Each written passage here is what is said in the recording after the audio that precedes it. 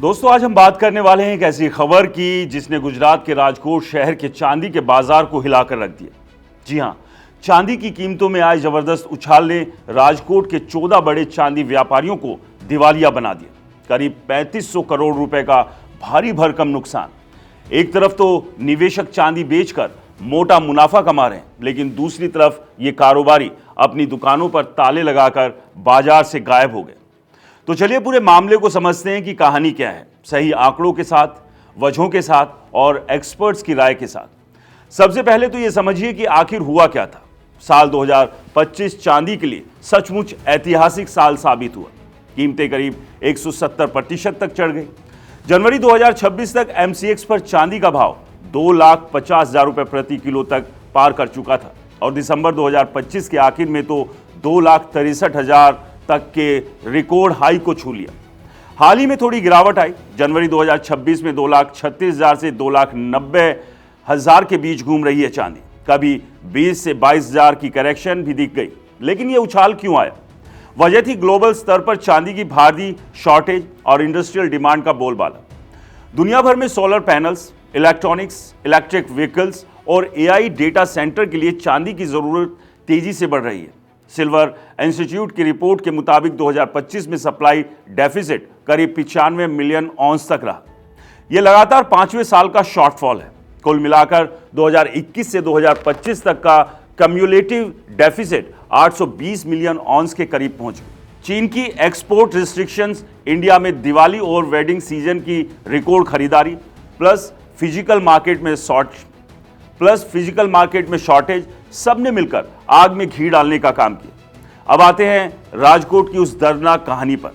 राजकोट गुजरात का बड़ा ज्वेलरी और बुलियन हब है। यहां के व्यापारी ज्यादातर लोकल वेलन रेट पर काम करते हैं, यानी वो चांदी कम दाम पर बेचते हैं और बाद में सस्ते में खरीदकर डिलीवरी देते हैं, प्रॉफिट कमाते हैं। इन व्यापारियों ने सोचा था कि कीमतें 1.25 लाख रुपए प्रति किलो से ज्यादा नहीं जाएगी, इसलिए उन्होंने भारी मात्रा में शॉर्ट सेलिंग कर दी। लेकिन कीमतें रॉकेट की तरह 2.5 लाख के पार निकल गई। लोकल प्राइस और एमसीएक्स मार्केट प्राइस का अंतर इतना बड़ा हो गया कि मार्जिन कॉल्स की बौछार हो गई। पेमेंट्स नहीं कर पाए, देनदारी चढ़ती गई और आखिरकार दिसंबर 2025 के आखिर में इमरजेंसी मीटिंग हुई। लोकल रिपोर्ट्स के अनुसार इन 44 व्यापारियों पर कुल 3500 करोड़ रुपए की देनदारी हो गई। कई ने कर चुकाने में असमर्थता जताई, सरेंडर कर दिया और दुकानें बंद करके चुपचाप बाजार से गायब हो गए। दोस्तों, ये संकट सिर्फ राजकोट तक नहीं रुका। अहमदाबाद, इंदौर और दुबई तक के ट्रेड नेटवर्क में हड़कंप मच गया। रोंगटे खड़े कर देने वाले आंकड़े सुनिए। एक व्यापारी ने बताया कि जो महीने में 5,000 से 10,000 किलो चांदी बेचता था, अब वो सिर्फ 5% ही बेच पा रहे हैं। कीमतें इतनी वॉलेटाइल हो गई है कि कोई रिस्क लेने को तैयार नहीं। दुकानों पर ताले लगे देखकर लगता है जैसे पूरा बाजार सूना पड़ गया हो। अब एक्सपर्ट्स क्या कह रहे हैं, इस पर भी बात करते हैं। कमोडिटी एनालिस्ट और सिल्वर इंस्टीट्यूट के जानकार मानते हैं ये 2025-26 का शॉर्ट स्क्वीज हिस्टोरिक लेवल का है। इंडस्ट्रियल डिमांड खासकर सोलर सेक्टर से और सेफ हेवन बाइंग ने कीमतों को आसमान छुआया। एक एक्सपर्ट ने कहा यह पुराने हंट ब्रदर्स वाले 1980 के स्क्वीज से अलग है, क्योंकि ये असली इंडस्ट्रियल शॉर्टेज और चीन की पॉलिसी का कंबाइंड अटैक है। कई एनालिस्ट का अनुमान है कि अगर डेफिसिट बना रहा तो 2026 में कीमतें 3 लाख प्रति किलो तक जा सकती है और ये ग्लोबली $95 से $100 प्रति ऑन्स तक। लेकिन रिस्क भी कम नहीं है। अगर इंटरेस्ट रेट्स बढ़े, ग्लोबल इकोनॉमी कूल हुई या प्रॉफिट बुकिंग ज्यादा हुई तो बड़ा करेक्शन आ सकता है। हाल ही में दिसंबर 2025 में 21,000 की गिरावट भी इसी प्रॉफिट बुकिंग की वजह से आई थी। निवेशकों के लिए सलाह क्या है? एक्सपर्ट्स कहते हैं डायरेक्ट शॉर्ट सेलिंग से तो बिल्कुल बचे। ये राजकोट के व्यापारियों का सबक है। इसके बजाय एसआईपी या स्ट्रेगर्ड तरीके से इन्वेस्ट करें, क्योंकि वॉलेटिलिटी बहुत हाई है। रिस्क मैनेजमेंट और स्टॉप लॉस का इस्तेमाल सबसे जरूरी है।